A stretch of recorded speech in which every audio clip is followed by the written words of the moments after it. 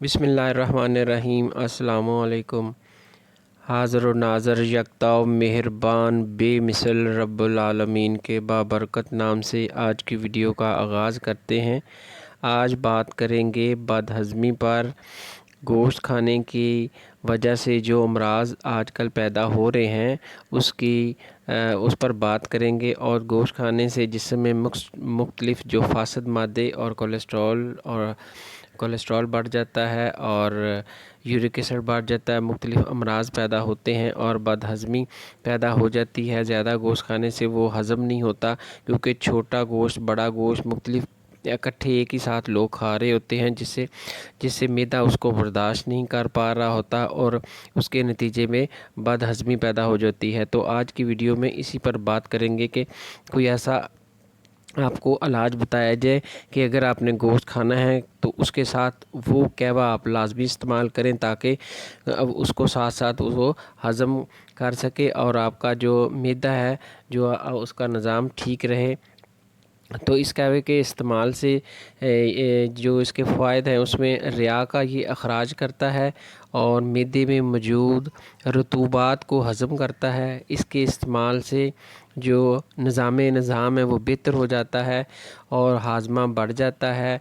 इसके अलावा हैज़े से ये बचाता है और इसको हैज़े में भी इस्तेमाल किया जा सकता है, क्योंकि ये ग़ज़ा को जुज़्वे बदन बनाता है और हज़म का जो निज़ाम है उसको तेज़ कर देता है। मैदे के एंजाइम ग़ज़ा पर ज़्यादा से ज़्यादा गिरने लगते हैं, जिसके नतीजे में भूख बढ़ने लगती है और खाया पिया खूब हज़म होने लगता है, और जो ग़ज़ा है जो आप खाते हैं वो जुज़्वे बदन होने लगती है। और इस कहवे से खून का जो क़वाम है वो रकीक होने लगता है, यानी ये कहवा इस कहवे के इस्तेमाल से जो खून में मुख्तलिफ़ मादे जमा हो रहे होते हैं गोश्त खाने से खून में बढ़ने लगते हैं, और ये खून को पतला करता है और इन मादों को खून से खारिज करने में मदद करता है।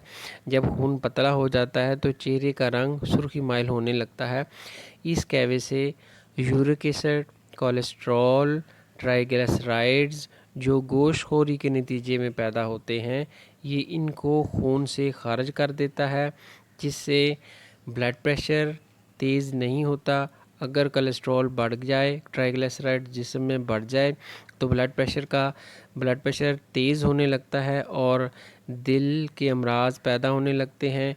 तो इस कहवे से कोलेस्ट्रॉल जिस्म से खारिज होने लगता है, ट्राइग्लिसराइड्स का लेवल ठीक हो जाता है और जो यूरिक एसिड है वो भी जिस्म से खारिज होता है। क्योंकि जब आप गोश्त खाते हैं तो ये तीनों जो चीज़ें हैं ये खून में इनकी मिक़दार नॉर्मल से बढ़ जाती है, क्योंकि जब आप गोश्त ज़्यादा मिक़दार में खाएंगे तो जितनी आपको ज़रूरत है उससे ज़्यादा आप खाएंगे तो ये जो मादे हैं जिस्म में बढ़ जाएंगे, जिससे मुख्तलिफ़ निज़ाम जो मुख्तलिफ़ आपके ख़राब हो जाएंगे। और अगर यूरिक एसिड बढ़ गया तो आपकी जोड़ों की दर्दें शुरू हो जाएंगी, गुर्दे में पथरी बन सकती है। अगर कोलेस्ट्रॉल बढ़ गया तो हाई ब्लड प्रेशर का इशू हो जाएगा, खून की नालियाँ तंग हो सकती हैं। और अगर ट्राइग्लिसराइड्स बढ़ गया तो वो खून में ठहर जाएगा, खून को गाढ़ा कर देगा। तो ये तमाम जो आफ़ात हैं ये सिर्फ़ गोश्त खाने के नतीजे में ही पैदा होती हैं। तो आपको जो मैं कहवा बताने लगा हूँ ये आपको इन तमाम आफ़ात से इंशाअल्लाह महफूज रखेगा। इसका काम यही है कि गोश्त खाने से जो चीज़ें फासद मादे जो ये बढ़ के खून में ग़िल्ज़त पैदा कर देते हैं, ये इन्हीं को खारिज कर देता है। तो ये इसी के लिए आपको जैसा मैं तरीका बताऊंगा आपने उस पर अमल करना, तो ये तमाम जो ख़तरात हैं इससे इंशाअल्लाह आप महफूज रहेंगे।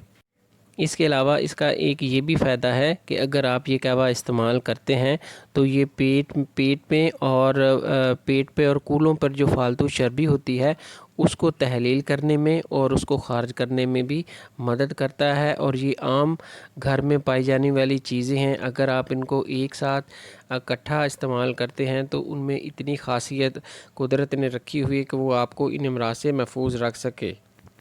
ये तो हो गए जी इस कहवे के फ़वाइद।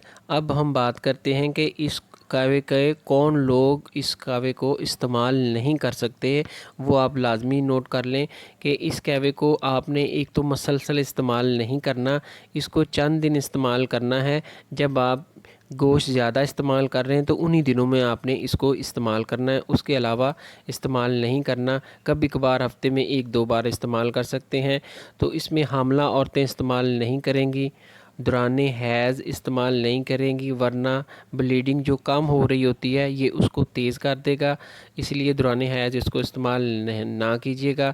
اور جن کو شدید گھبراہٹ پہلے ہی ہوتی ہے وہ بھی اس کو استعمال نہ کریں، کیونکہ یہ گرم ہے اور گھبراہٹ گرمی سے بڑھ جایا کرتی ہے۔ تو لہٰذا یہ احتیاطی تدابیر جو میں نے آپ کو بتائی ہیں ان پہ بھی عمل کریں۔ تو اب ہم آپ کو جو قہوہ ہے اس کے متعلق انفارمیشن دیتے ہیں، وہ آپ نوٹ کر لیں اور اسی طریقے سے اس کو بنائیں۔ تو قہوے کے لیے آپ یہ چیزیں دیکھ لیں، اس میں 5 چیزیں استعمال ہوگی۔ ابھی آپ کو پہلے 3 چیزیں بتاتا ہوں جس سے قہوہ بنے گا۔